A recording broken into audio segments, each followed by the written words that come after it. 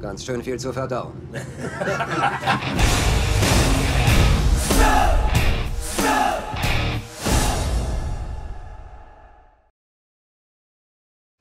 Well, of course, I don't even know how many times you heard that. It's an honor meeting you. You're a legend. You're an icon. You are all that. Seriously, you're one of the reasons why I love movies that much.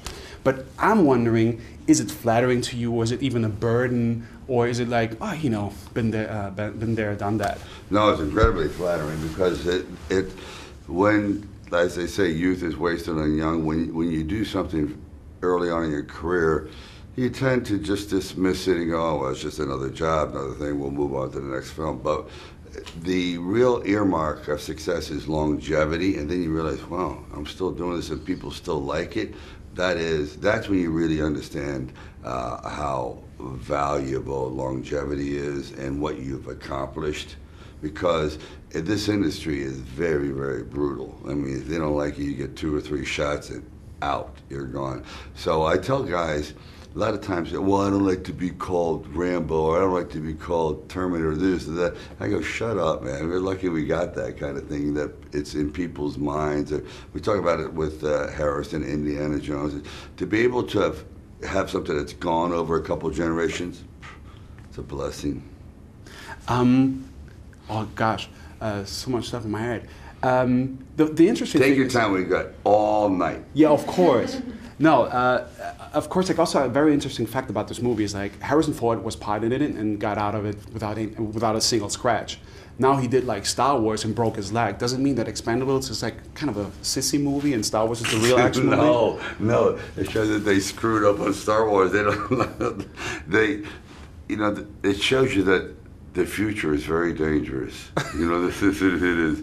I know. Isn't that weird? He got hit by a door on the set. Did you know that? Yeah, I heard about that. A door. I mean, literally an accident, like, oh, the Millennium Falcon. Right. But he's never gotten hurt before, except he got wiped out on the first one a little bit. Yeah, but you're right. Come back to us. Star Wars will hurt you, Harrison.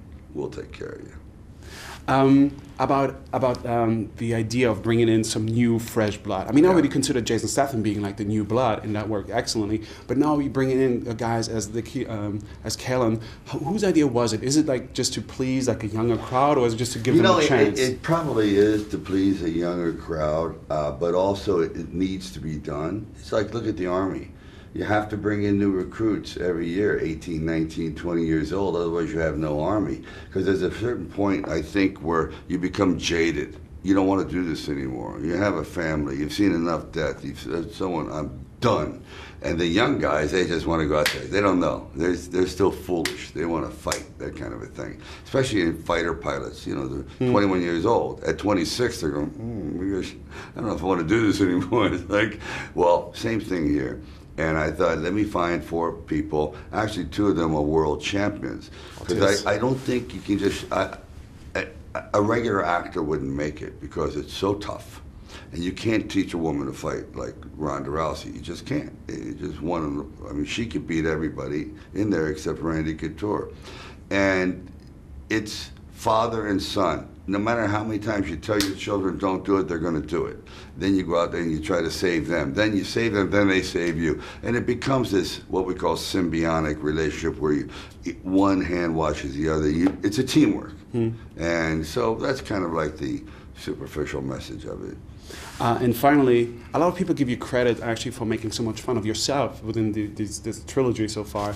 But doesn't it sound kind of absurd to you? Because you guys did that all the time, like even in the 80s. So that's kind of weird that people come up with that now. I know. I don't know if it's because they're just aware of it or just something to write about.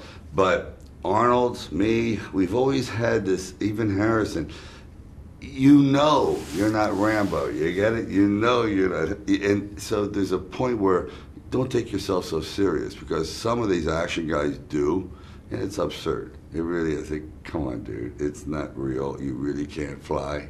You really can't beat 15 people barehanded. It doesn't happen.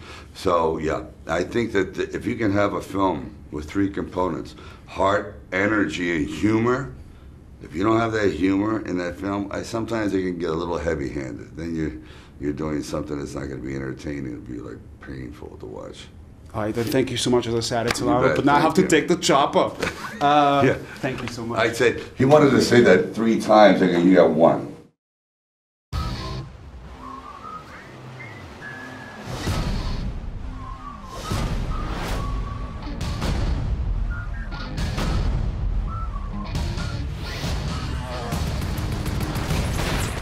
Scheiße. Wird Teil 3 noch größer? Ja, ich denke ja. Ikonen über Ikonen. Ein ganzer Haufen Ikonen. Herzlichen Glückwunsch. Warum wurdest du weggesperrt? Steuerhinterziehung. Er ist ein Expendable. Sich selbst nicht so ernst nehmen, aber es allen zeigen.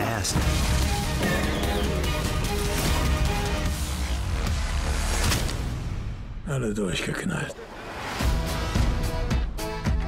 Diese Jungs sind knallhart.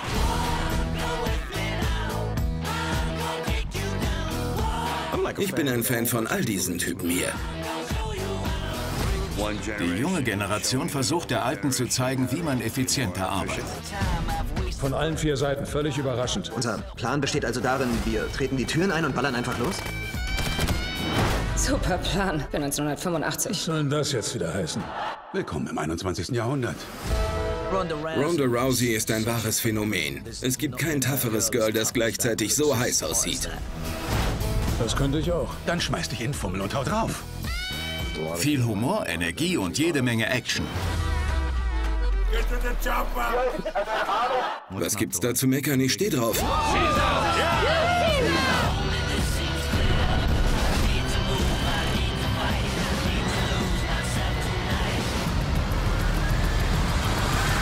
Ich würde ein Ticket kaufen. Die Expendables 3. Ab 21. August nur im Kino.